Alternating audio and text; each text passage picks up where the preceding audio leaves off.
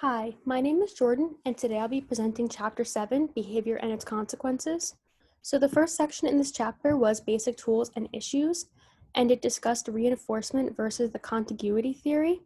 And so in this section, it looked at some concepts and some psychologists that we studied in past chapters and tried to kind of bring them together.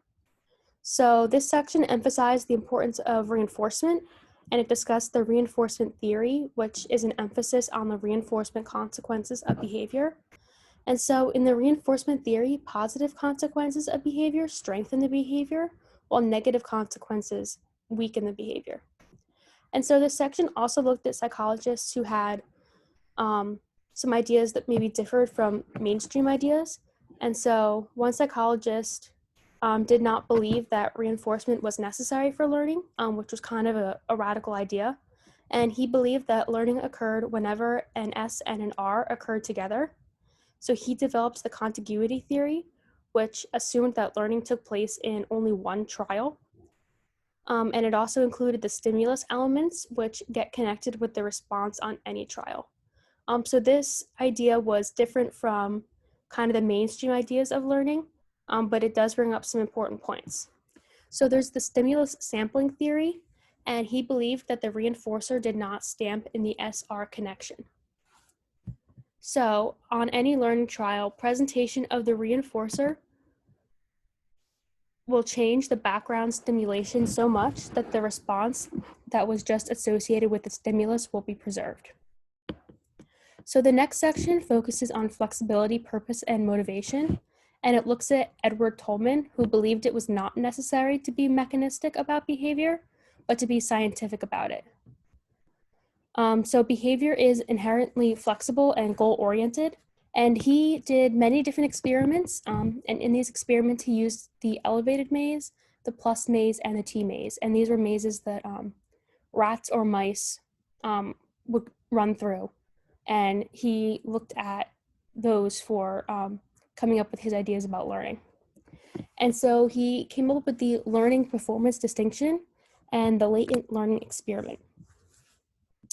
And so in operant psychology, Skinner used the Skinner box, which we discussed in previous chapters, and looked at shaping, in which experimenters reinforce closer and closer approximations of the desired response.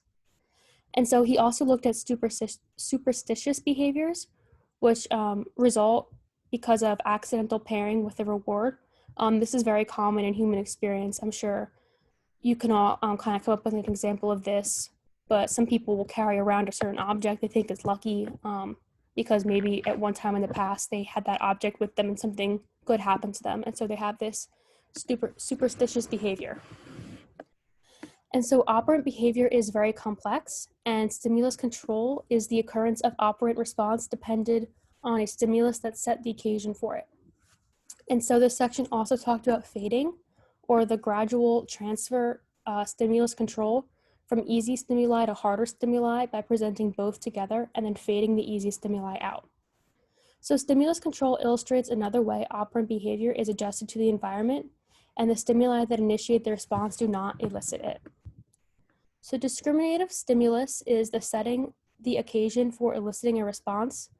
And this section also talked about S delta, which is the stimulus that sets the occasion for not responding. So the last kind of subsection in this section was conditioned reinforcement. And it looked at the conditioned reinforcer or secondary reinforcer, and that acquires its value from the Pavlovian relationship with the primary reinforcer. And then so a primary reinforcer is a stimuli or event that reinforce because of their intrinsic properties. So those definitions are both very closely related. It also looked at a behavior chain, which is a whole sequence of behaviors, and conditioned reinforcers boost performance that is otherwise maintained at a low level. So this is the first quarter to a third of chapter 7. And I hope you all do well in your quiz. Thanks.